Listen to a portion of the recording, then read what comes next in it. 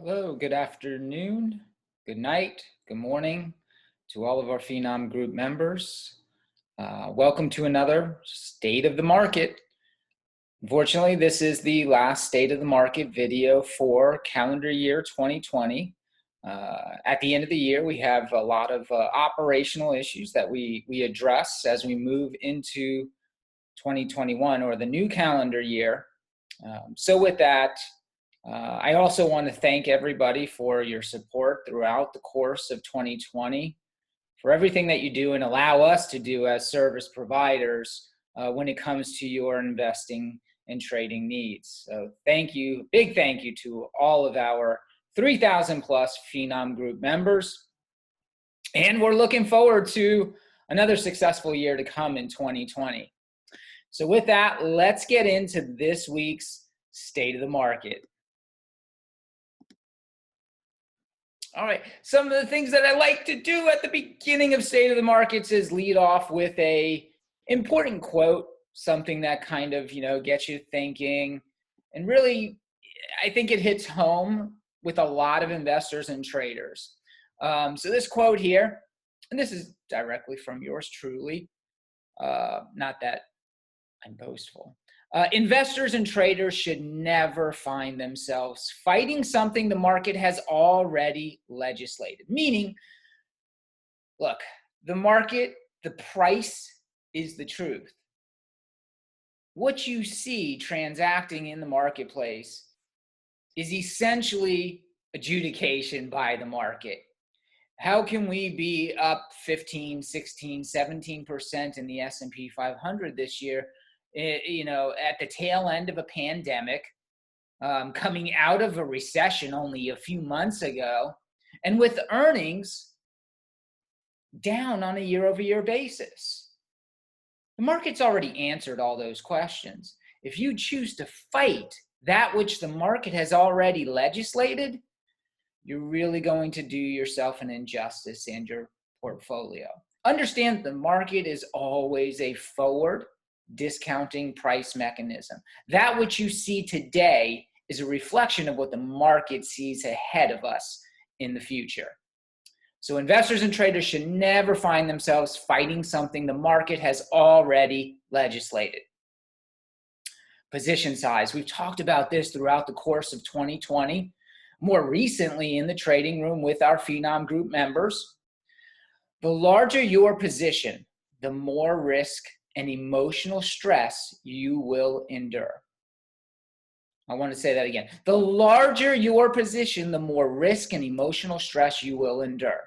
Make sure you size properly and understand that you are unlikely to nail the exact top of a move or the exact bottom of a trough. If you're in the middle, there's nothing wrong with that. Something that I learned a long time ago, if I'm within 10% of a bottom or 10% of a top, I'm doing pretty well. I don't have to make all the money. That is not what investing's about. And I know in the age of social media, we can kind of get wrapped up in this idea that we're competing. We're competing with our peers. We're tweeting, we're on StockTwits, we're on Facebook groups here and there. And all of a sudden, it's not about capital returns. It's about capital competition. Don't get sucked into that trap. Understand that it's about capital returns. You are the one in charge of how well or how poorly you do. So understand that position size plays a very key role when it comes to how well you're going to perform over the course of the year. And it's largely a mental exercise. The too big, you size too large and all of a sudden you have a big drawdown. That's going to play tricks with your trader mentality. You size too small and you miss like a huge up move. And again, that's going to play tricks on your mentality as well. Have a game plan whereby you understand when you're taking a position in any stock, ETF, or what have you, that you're doing it with an expected capital return. Position size means everything in this in this battle, folks. Eyes wide open. Now, some of our members might remember this very graphic and the quote that I had put out in our research report a few months back. So I thought it was just, a good time here at the end of the year to basically re-up it or revisit it for, the value that it held, for our members back then. What went wrong and what could go wrong is an easy subject to focus on, and what most investors highlight in dialogue and in their portfolio actions or inactions. What could go right is harder, and it is the reason why people don't bother to take the time to look around the entire situation. Unfortunately, most investors engage the market with what I refer to as eyes wide shut, not eyes wide open. Let's be sure we are finishing out 2020, folks, with our eyes wide open, evaluating the broad landscape and looking forward, not behind us, not even in the present day, so to speak, because the market, again, is a forward-looking discounting mechanism. We want to be on the side of the market, in tune with the market, so that we are benefiting from the trend in the market long term.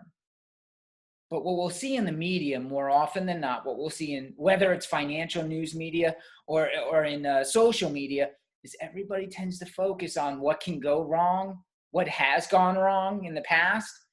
It might be revisited in the future. And they fail to stop and think that, or realize that the worst case scenario rarely, if ever, plays out.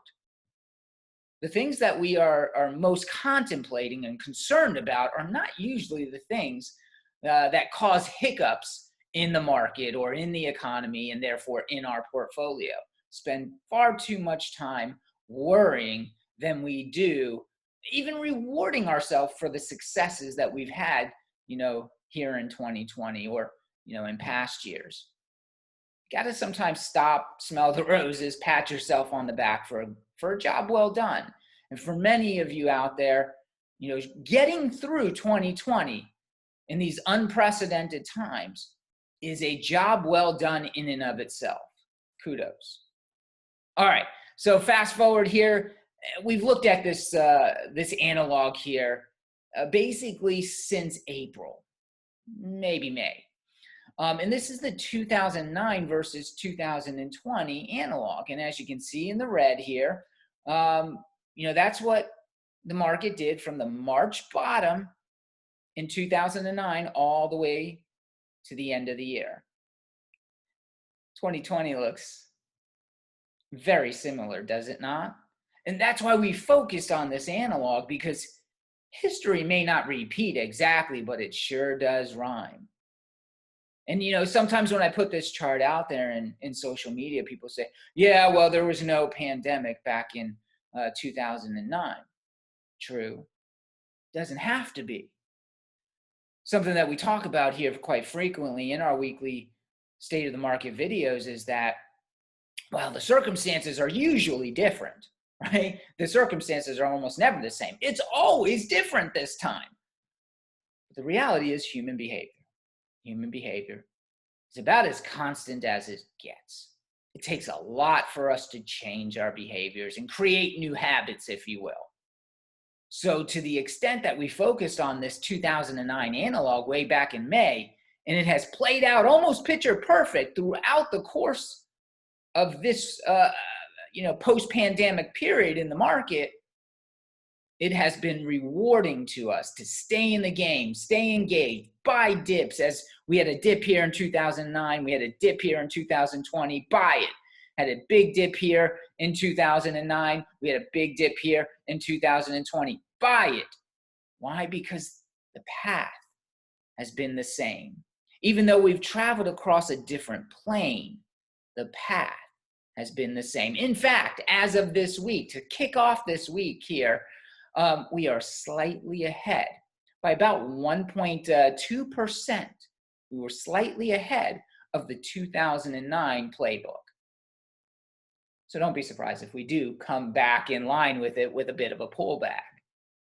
But this has been the playbook that we've been watching since April, May period, And it's been justified for us to do so. Stick with it, folks. Stick with it. S&P 500 total return, 10.95% in the month of November, just about. Total return, that's including your dividend. S&P 500 current versus the average total return from 1928 to 2020. As you can see, the 1 year, 17.5% versus 11.7%. This chart here, the annualized return over the last 1, 2, 5, 10, and 20 years. 1, 2, 5, 10, and 20 years. For the last year, the S&P 500's total return has been 17.5%. The annualized return, nearly 6 full percentage points higher than the historical average, dating back to 1928. Our candles in green are the current. The average is in the light shaded area there. And for those of you who know, I am colorblind, so this is a tough one for me. For the last 2 years, this is the 2-year candle.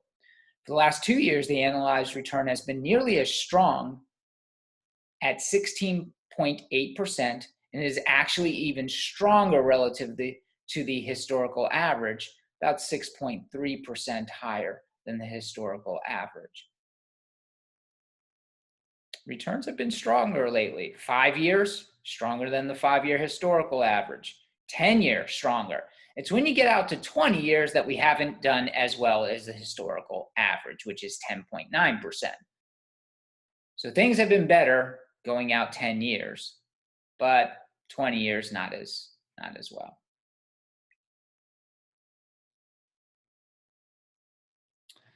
November was was one heck of a month, right? Right. The week that we had the election, we just took off. The week before the election, the market was down 5.8%, and then the very next week, we got all of that back and then some. It was definitely a month to remember. This chart here, this verbiage is from a Bespoke Investment Group. For the first time since 1982, the S&P 500 has logged a double-digit monthly gain twice in a year. When was the other time? Remember back in April? I think we had a 12%, maybe a little more than 12% gain in the month of April 2020. So this is the second time this year that we've had a double-digit gain in a single month. And it's the first time that's happened in a calendar year since 1982. Other than this year and 1982, there has been no such other occurrences since the 1930s. Keep that in mind. It's very infrequent. And keep in mind what happened from 1982 onward. That was a start. 1982 was the start of a secular bull market that went basically until, I think, 2000. Best month for the Dow since January 1987, and best November since 1928. Best month ever for the Stock 600. Best month ever for the Russell 2000, which was up 18.3%. Best month for the S&P 500 and Nasdaq since April of 2020. Again, that was the last time. April of this year was the last time we also had a double-digit gain. I do think it was a little over 12% in April. Best month for the Philly Semiconductor Index, up 18.4%, best time since March of 2003. Best month for industrials and financials since 2009. Since 2009, once again, bringing back the analog for 2009, it was the second best month ever for energy, up 28%. Again, best month since 1987 for the Dow. Here's a look at that, more visual representation. And we knocked over 30,000 on the Dow, right? We finally got over 30,000 on the Dow. So we did a study here from Schaefer Research. The table below shows how the Dow has performed after hitting a 1,000-point interval level of 10,000 or more. So 10,000 or more. The index first reached 10,000 in 1999. So we have the typical returns since then in the second table below for comparison. For a signal, the index had to be below the level for at least 3 months. So below 10,000 for at least 3 months before crossing it on an intraday basis. The returns after a signal are not as good as typical market returns. So here you can see it's happened 37 times. 1 week return for the Dow, not that good, down. 1 month return, down. And it's 50-50, right? Percent positive, and basically 50-50 out a week, out a month. 3 months later, gets better. 6 months later, even better. Still close to 50% here, 3 months later. But, give it some time, folks, and you have a greater chance of a positive return and the percentage of that return. This is basically any time for the Dow since 1999. And most of the time, the market is up. A week later, month, etc. 30,000 seems more significant than other intervals. The table below shows each time the Dow signaled running into 10, 15, 20, and 25,000. So here was all those times. It's good news. Other than the 25,000 level, the Dow hasn't struggled much after these ultra even levels. So here we are in 1999 when we crossed 10,000. The 1 week return was not good, but 1 month later, we were up 5%.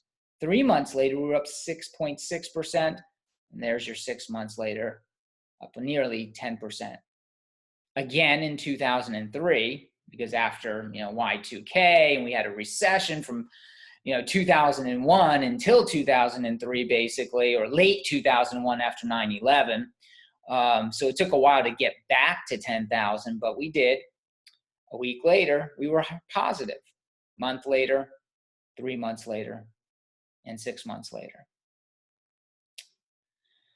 And then, another recession from 2008, the great financial crisis. So we had to get back to 10,000 again, and you can see the returns. We got to 15,000, looking good. A week later, a month later, so on and so forth. 20K on the Dow, not so good a week later. A month later, 3 months, looking pretty good. 25K, a week later, very good. Not so much thereafter. And this was 2018. We had a lot of issues in 2018. We had the trade war with China. We had the Fed continuously hiking rates. We had a mini manufacturing recession to end the year. We had a government shutdown in the fourth quarter. We had the Fed tightening, and as the Fed was tightening, and it was raising rates. And finally, the market had enough and had a 20% technical bear market in the fourth quarter. So not so good in 2018, but we know what happened. We remember, we can recall these events.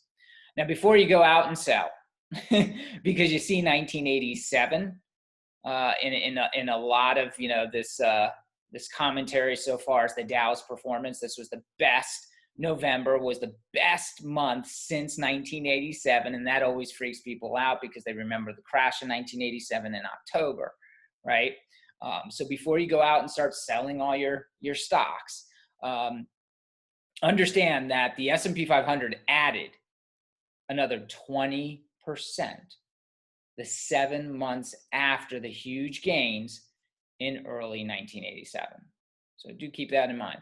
The second best November ever for the S&P 500 index. The second best ever since 1928. I mean, it's just a tremendous month. And speaking of the S&P 500 for the month of November, remember, this was a double-digit return, a return of greater than 10% for the month of November. what happens to the S&P 500 when you've had a double-digit return in a single month? Historically, good things happen. Think about how strong the market has to be to deliver such a return. Strength tends to beget more strength in the market, right? It's kind of a colloquialism that we've come to understand over decades of market participation.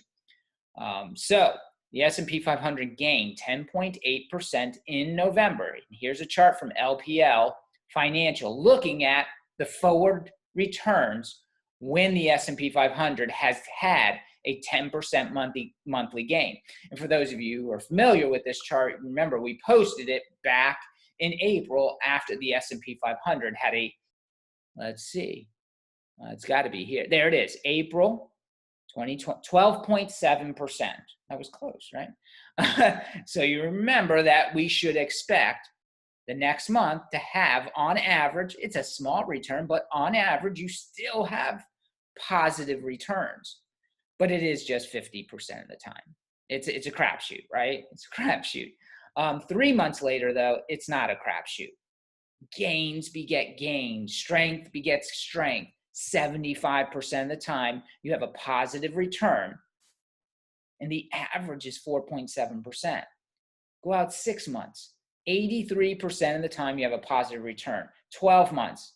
Folks, the returns just get bigger and bigger the further out in time you go when this has signaled a 10% monthly gain. And if we look at April, that's exactly what has happened. We're some 7-8 months past April, and we have double-digit gains since that time. Know your market history, as they say. 1987, history rhymes. 2020 versus 1987, and this is a look at your cyclical bear and bull, secular bear markets and secular bull markets. And here we have secular bear markets in the squares, followed by secular bull markets. Secular bears are shorter in duration, and secular bulls are much longer. They can last upwards of 10 to 15 years. And we may be on the, just in the middle innings of a secular bull market that has had a cyclical bear market in 2020.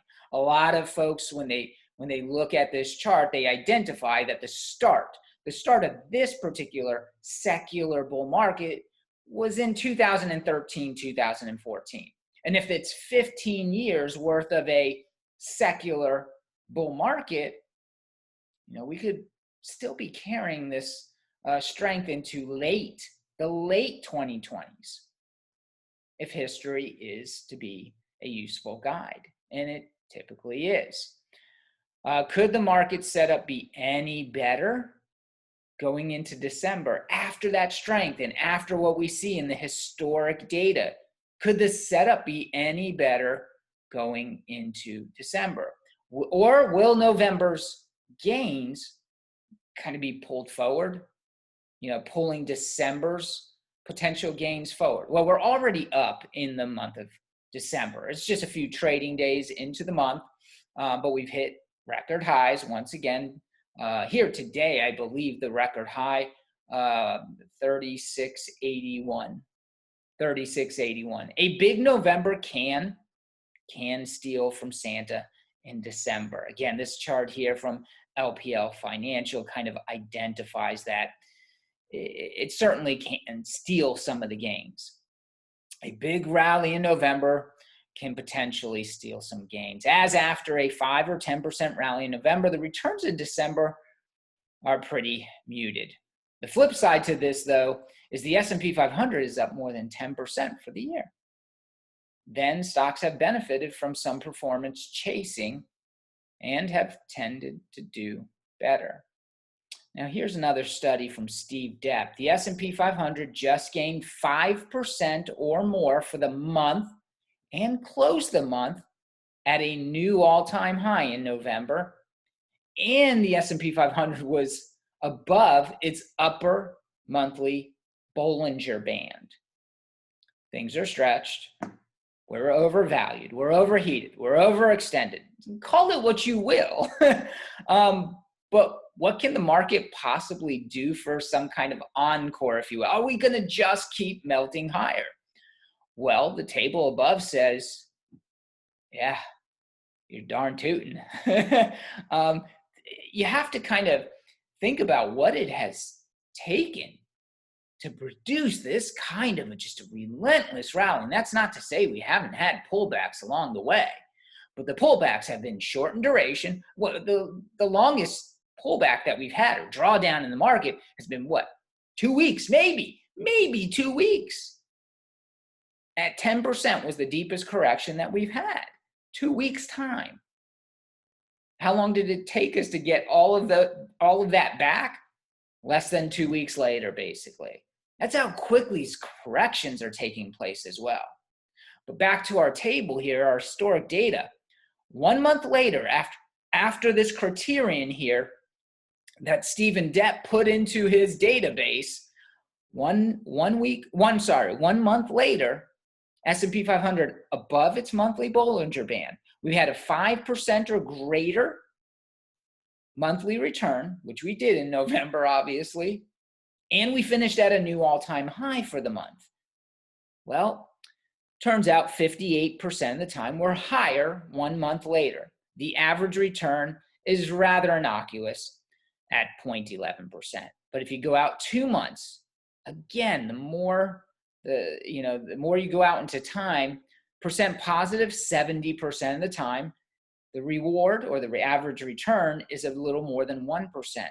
70% of the time higher, 3 months later, a 2% return.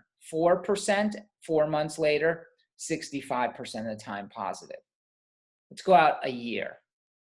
17.5% return, 87% positivity rate. You can't argue with history. It's black and white.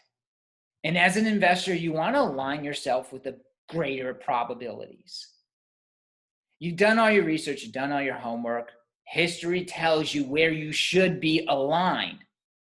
And yeah, sometimes it just doesn't work out that way, like right here. But there's nothing you can do about that. This is what you call the outlier. But this is not where the greatest probability is. It's in this white space with positive returns. Align yourself with the greatest probabilities, and over time, you are likely to be rewarded for your due diligence and disciplines.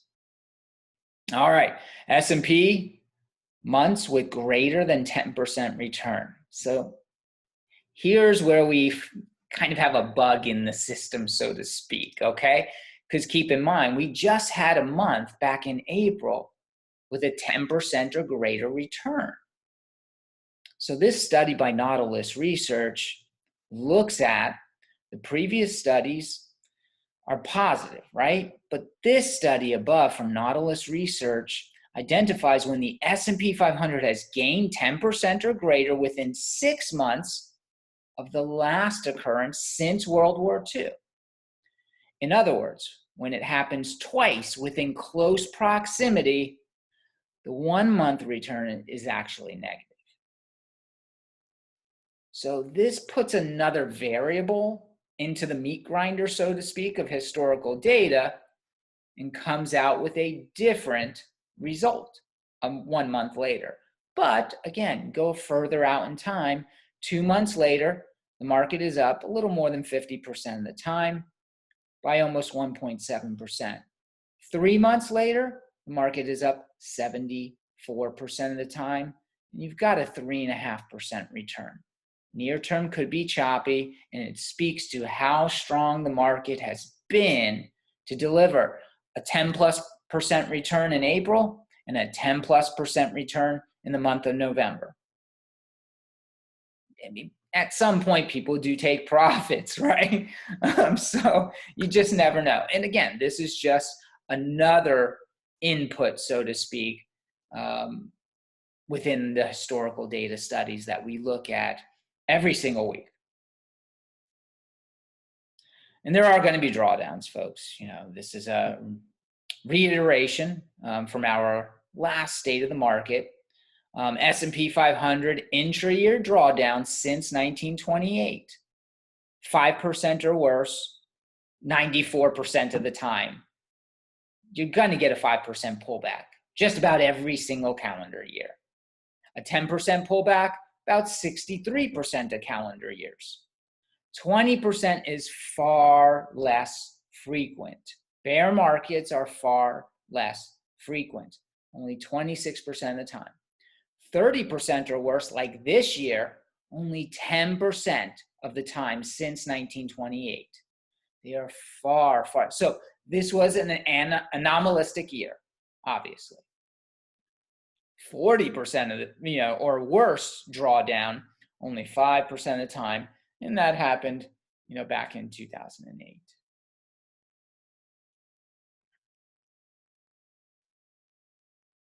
The only other time in history, because remember, we are positive this year in all major indices, by the way. The only other time in history when the S&P 500 finished with a positive return in the same year, it also saw a drawdown of 30% or worse. And there's that ugly year again, 1987. And that's the thing to keep in mind. As bad as the October crash was in 1987, the year still finished with a positive return of nearly 6%. Stay invested. Stay invested. There are going to be periods where you have, anomalistic drawdowns in the market. The best thing that you can do is just recognize that that's a sale.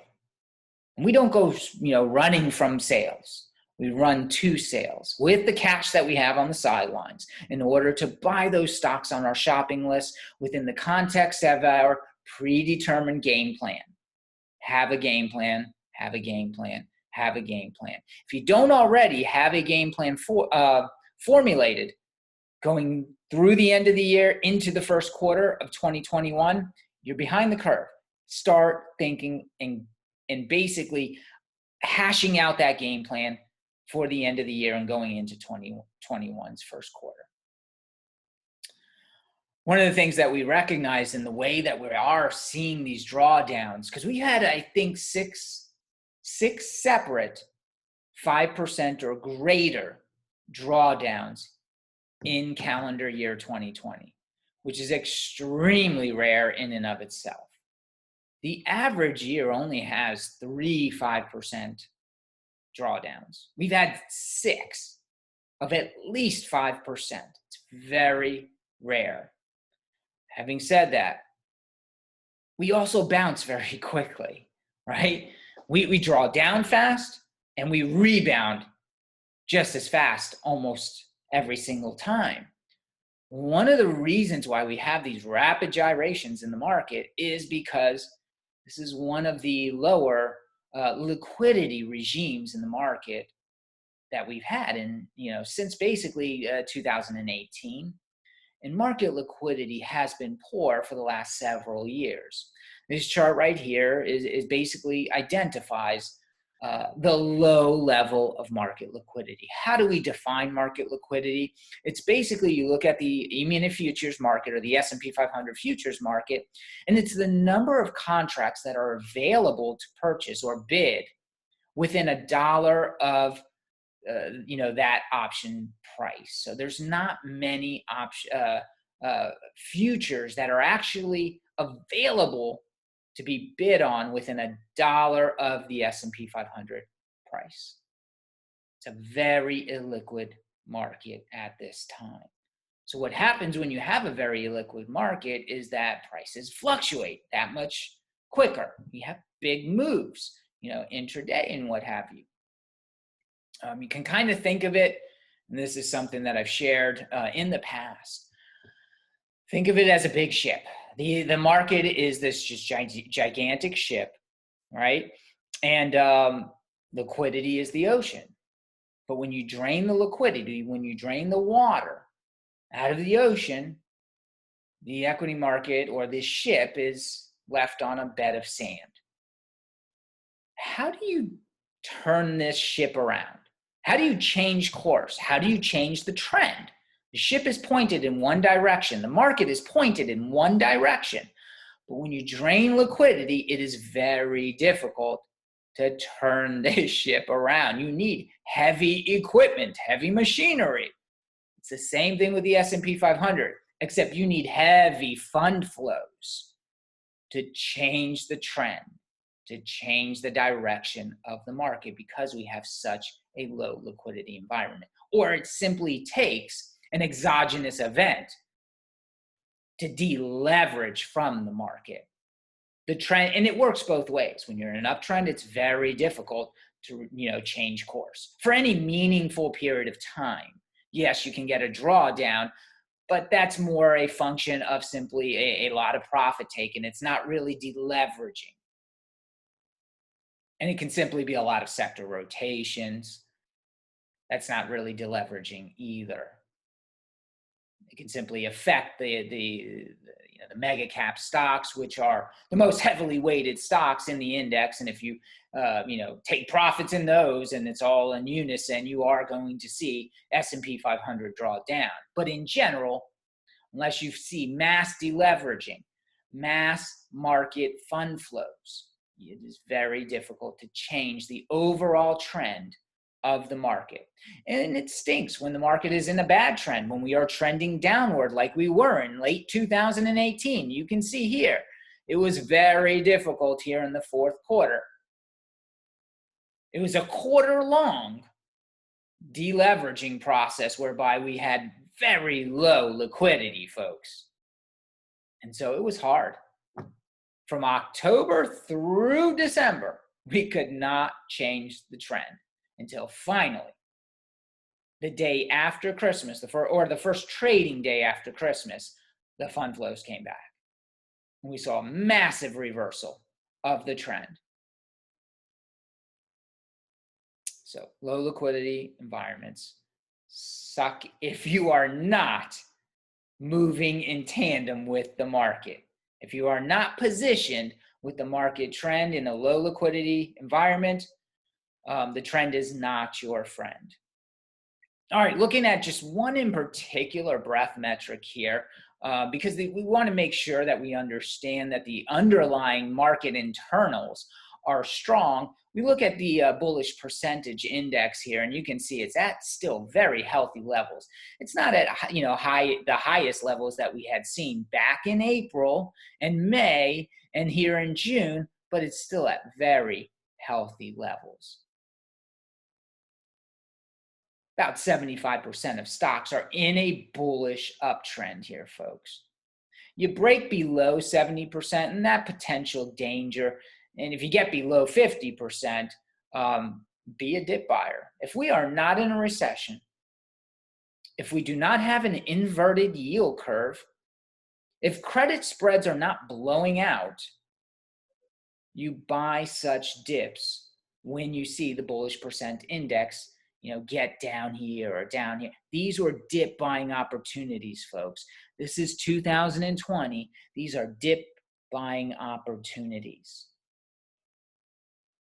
We are not in a recession. Credit spreads are not blowing out. We do not have an inverted yield curve. If you have those three factors working in your favor, I don't care if the market goes down 10%. I don't care if the market goes down 15%. Have a game plan to be buying that dip, assuming those three factors are still presenting the right conditions. All right. This chart right here, this is pretty cool. S&P 500, well, 464 stocks were contributing to market gains in 2020 by each month: January, February, March. Here we go. In April, we had a 12.7% market return. 478 stocks were contributing to that return in the month of April. In the month of November, 464 stocks were rising, contributing to that return within the S&P 500. It was not a handful of stocks, folks. Will the trend continue in December with such a degree of successes? Well, again, history, right? When you have this many stocks moving higher, we tend to see some mean reversion. Some profit taking is going to happen. So assuming the same thing here, we should see less stocks in an uptrend, and we're already seeing that under the surface here. People are taking profits and moving money around, rebalancing their portfolio. The dollar, wow, dollar got really weak here today, folks. We've been, highlighting the dollar's performance pretty much since the market bottom. And it broke through 91 here today. It's not at its lows today. I think it got down to about 90.50 at one point. But you can see how weak the dollar has been, and you can identify it here also in the chart. It's an inverse of the dollar overlaid with the S&P 500. Look how tight that correlation is, folks. Why is that correlation so tight? Well, it's as tight as it is mainly because, well, when the dollar gets weak, guess what? Well, 40% to 45% of S&P 500 revenues are captured overseas. So they benefit from a repatriation of a beneficial foreign currency exchange rate, and that helps to feed the bottom line, which helps to feed EPS performance or earnings. So as the dollar has weakened, this rally has persisted. Yeah, but the pandemic, yeah, but so many people are dying, and that is all tragic. Don't get me wrong, it sucks that the market is doing this, and yet we're like barbelled between pros, huge pros in the market, and just a tragedy within our society, global society. It is truly a tragic situation. But we've got to find that ray of light. And quite frankly, the stock market has been that ray of light for a lot of people. It is creating wealth. And if there's one thing that we can lean on when we go into 2020 is that we will have created that much more wealth for which will benefit the economy in the future. But yes, I agree. Totally sucks that this is what has to take place, in our society. Nonetheless, that's what we're looking at. The dollar and S&P 500 correlation, like a glove. Something about EPS tailwind. A weaker dollar proves a boon for multinational corporations. More than 40% of S&P 500 revenues come from outside of the United States. Here's another chart I really like because it just broke out.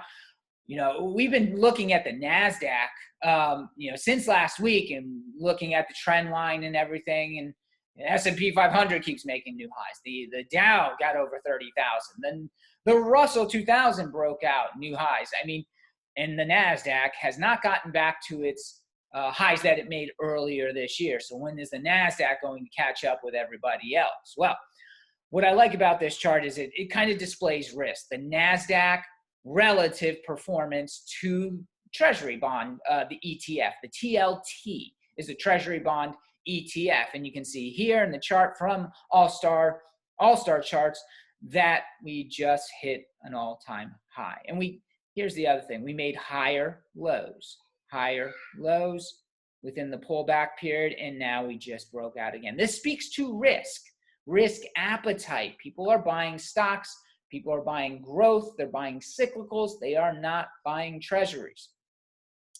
So in our chart crime of the week, we have one more chart here just to, look at within this. What I don't like here is that we've made a decision, this chart right here from Grant Hawkridge, is that he's looking at momentum divergence. So we have higher prices, but momentum has kind of keeled over, right? Or at least it's not as, high as the former high that was made.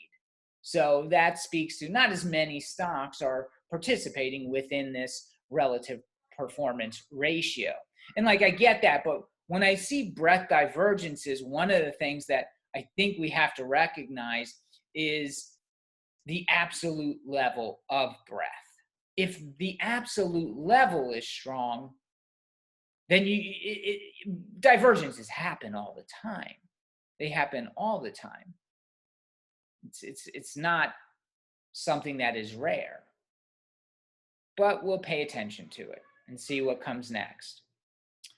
All right, here's another chart that I favor. It's the S&P 500, because this one we're looking at risk. What's risk appetite? So when we see people buying stocks versus bonds, we know that the risk appetite is good. Here's another way to look at risk appetite in the way of the S&P 500 to gold relative performance or ratio. We can see that just broke out of this zone right here. You know, this was a trough here in 2018. This was a trough in 2019. It proved resistance right here at the end of 2020, going into 2020, and then obviously bear market. So we had a lot of folks buying gold. So the S&P 500 underperformed, but ever since it's made a series of higher lows, higher high, higher high. Well, from here to here, it's a higher high, but not quite here until last week. We made a higher high. This is a very good breakout here, a very good breakout. And again, this speaks to risk. Gold, a safe haven, fight against inflation, or a hedge against inflation. It doesn't look like that's what people are doing. And we saw gold go from $2,000 a troy ounce down to below $1,800 a troy ounce as the S&P 500 continued to rally and continued to make new highs. So I like this breakout here. It speaks to risk appetite again. The global Dow. This is another. It's not just the US, folks. It's the DAX. The DAX highs. Global Dow just broke out of this long-term consolidation. Folks, when you see a new all-time high on the global Dow, such as what we have here as of the end of last week, expect some kind of a check back, but this is a signal. This is a long-term signal. It's not just, the S&P 500. It's the global Dow. This speaks to risk appetite for global stocks. Strength begets strength. Now here's this is a short term, right, for 2020 or going into, excuse me, and you can see the trend line here. This was back in February of 19, boom. That was not pretty here this year. But here's the rally, and this was November. And here we are now above this trend line. We are now above this shorter duration trend line from Cornerstone Macro. The S&P 500 made new highs again this week and is now slightly above the short-term 2020 trend line. The breakout above the trend line, like the S&P 500 new highs that I've been talking about, obviously that's not bearish, folks. And it lends itself favorably to our, long-term 2021 outlook. All right, so that Nasdaq that I was talking about, we've been looking at the chart of the Nasdaq. We've been waiting for that to break out and make a new high. Here was the trend line, from the former high here made back in September. And we tried here. We couldn't quite get above the trend line. We made lower highs, but then all of a sudden, we had rotation back into technology late last week and even into early this week, and we broke out. We didn't quite make a new high as of Monday, and then all of a sudden here on Tuesday, we have a new all-time high on the Nasdaq 100, just like that. New all-time highs are not bearish, folks. One of the identifiers that we looked at earlier this week when it came to the probabilities of the Nasdaq 100 making a new high, and as you can see on this, was the moving averages. We have the 50-day moving average here, and the top line, this moving average right here, which you see, which is curled up a lot higher, is the 20-day moving average. And you can see this thing is like going, is on the verge of going parabolic, if you will. But when you see a fast-moving average like that curled up that much, it tells you there's momentum there. So the probability that the Nasdaq 100 was going to make a new all-time high was strong when you see this type of move higher in the moving average. And that is exactly what happened. This is the Nasdaq 100 new all-time highs this week. And these are the all-time highs going back to 2009, folks. Look at the gains in the Nasdaq 100 for each calendar year. 55% gain in 2009, 20% gain in 2010, small 4% gain. This was during the European debt crisis. 2012, picked up the pace in 13. 14, I mean, double-digit gains most years, up 33% in 2017, only a scant 0.04%. But if you think about it with respect to the S&P 500's performance, which was down 4.5% in 2018, this was the outperformer with a positive scant return. All right, talking volatility a little bit here. The number of days this year where we've had a move in the S&P 500 of 1% or greater has been 108 days. We still have, 3 more weeks, trading weeks in the year, and more than likely with the VIX above 16, still above 16, we should anticipate more 1% moves in the S&P 500 going into the end of the year. But as of this date, we've had 108 trading days so far this year with more than a 1% up or down move. The S&P 500 has only registered 100 or more plus 1% days 7 times, including this year, over the past 6 decades, or just 11% of the time. Therefore, we looked at what happens in December relative to returns and volatility amid these rare years of elevated equity market churn. Again, this is about December. We're in the month of December. We're looking at all the different variables to give us the greatest probabilities of what we can expect here in the month of December. And volatility is one way to get an understanding of what we should expect. So in years where we've had all these 1% moves and we've had elevated volatility, the other times that has happened, December 1974, 10 of the trading days in December had 1% days, and for the month, down 2% on a price basis for the S&P 500. In 2000, there were 10 1% days in the month of December for the S&P 500 moving up or down, but we had a positive 0.4 percentage move. December 2001, 6 1% trading days in the S&P 500 and a positive return. 2002, a negative return of 6%.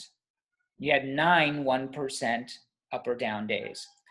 2008, of course, you had 15 within the calendar month of December, but you still had a positive return. And in 2009, our analog, if you will, only five up or down 1% days, and you had a positive return of 1.8%. 2009. Remember that, 1.8% return. And I think we're just about there already through the first 3 trading days of December. So, and here's another way to look at volatility. This graphic right here, this is going back to 2015. This is the VIX going back to 2015 by month. So this is December. And what this shows us is the median gain or loss for the month of December. And in the last 5 years, we saw a gain back in 2015 of 12% over the month of November. So from November to December, the VIX rose a little more than 12%. In 2016, a little more than 5%. It was down in 2017. It jumped 40% in 2018, and of course, we had the technical bear market in the fourth quarter that year. So December sucked. But even in 2019, the VIX rose by 9%. So far this year, the VIX is up in December almost 2%. We still have time. But look at that. I mean, just kind of bringing things a little bit more closely, more recent time frames, the last 5 years, we've seen the VIX up from November to December more often than not, and by double digits on average. So just, just saying. Fund flows have been, mutual fund and ETF equity fund flows are up to 27 billion on a 4-week basis. Over the past 20 years, surging inflows has been consistent. Like, that sounds good. We have people, money flowing into equity ETFs, but at this level, it's actually produced pullbacks, not rallies. Even with bullish breadth, sentiment argues against getting aggressive right here, even though fund flows are extremely positive right now. Let me make an argument. The argument that I will make, because this is, again, this is going back to 1997. This study goes back to 1997 with respect to fund flows. We're looking at the more near term here, and what we see is election years. This chart is of election years. 2008's election, fund flows, huge inflows, right? 2012 election year, right here, huge inflows. Again, 2016, huge, there's the closing bell, huge inflows, folks. You always get outflows afterwards. But this was the most rapid outflow since 2016. But here's what I want to highlight. 2008 was the election year, huge inflows. What happened in 2009, right? We bottom, had a 60+% rally off the bottom, just like we have had this year. 2009 was another positive year for the S&P 500. Another positive year. It doesn't mean we don't have pullbacks in 2010, but it was another positive year for the market. 2012. Anybody remember what happened in 2013 after all these inflows? A pretty strong return in 2013. We all remember 2016, what happened in 2017 after these positive fund flows after the election year. 2017 was a tremendously strong year. In fact, the biggest drawdown that we had in 2017 was 2.5%. We didn't even have a 3% pullback from late 2016 through early 2018. We did not have, it was like 60, 65 weeks. A whole calendar year, but if you bookend it from late 2016 to early 2018, it was like 65 to 70 weeks without a 3% pullback. So again, kind of take out some of the pieces and look at things a little bit more closely. This is an election year. This doesn't argue for or against election years. It's simply looking at a time frame from 1997 to the present and telling us that fund flows to this degree don't necessarily exonerate pullbacks. What I'm emphasizing is the years after we've seen these kind of fund flows, the election years after we've seen these kind of fund flows, we've seen some really strong returns. To the extent that we are overbought, we're overheated, we're overextended, like, I get all that, but if history rhymes, we may not be in for anything more than a 3% pullback in the near term. I'm not saying that is what will happen, but fund flows are aggressive. People want in this market. They are buying every single dip, folks. We're hitting new all-time highs like on a weekly basis. The market is sending you a message. Are you paying attention to that market's message? And heaven forbid we get a pullback. Good, fine, great. Give me lower prices. Have a game plan. Just have a game plan. Know your history. And history says after election years, when you have these kind of fund flows, the next year is extremely positive. And that's not even, we've already seen some of the other data when you've had a 10% move, a 10% return in a given month. going out 3, 6, 9, 12 months, the returns are very strong. Be on the side of history. All right. The economy, right? I mean, we always have to revert to the economy and have an understanding of what's going on in the economy because, at some point, the market does reflect the strength or weakness in the economy. We have seen, this is Bank of America's credit card data, and we saw this in the Chase card spending data just the other week. And now we see the Bank of America card spending data, card tracking data rolling over pretty, so this is concerning. But will it be spirited? Will this help to spirit fiscal relief? Because this has been an ongoing debate now for the last 3 months. We know that the rhetoric is ratcheting up. We know that by December 11th of this year, we have to get a budget. We have to, raise the debt ceiling. So all of these things are kind of colliding. We've seen jobless claims, tick up for 2 weeks in a row. And then, of course, today it dropped way back down, which is nice. I'm glad to see that. But that has made this negotiation of fiscal relief that much tougher. So it's something to keep in mind. For whatever reason, we have seen a weakening consumer. So we want to be aware of that. Again, the market is forward-looking. And the economy is not a one-to-one relationship with the market. But we're aware. We're aware that there's possibly some slowing at the consumer end of business. The Cfo Survey, the latest Cfo Survey, folks. What is the biggest external risk factor currently facing your business? COVID outbreak, right? Go figure.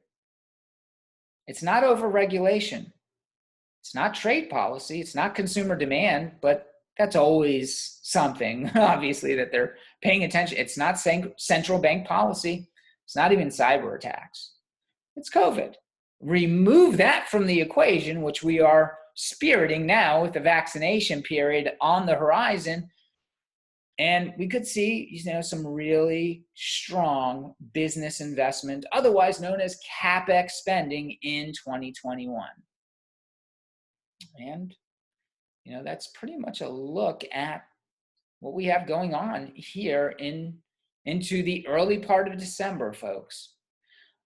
These are the latest notes from Scott Wren, who's the senior global market strategist at Wells Fargo. A lot of good commentary here from Scott, and kind of, thinking about 2021 as well. Here's the price targets for the noted analysts and strategists at the different big money center banks and institutions. Morgan Stanley recently upgrading their base case for the S&P 500 next year at 3,900, Goldman Sachs 4,300, Cantor Fitzgerald 4,400, so on and so forth. And there'll be more issued towards the end of this year.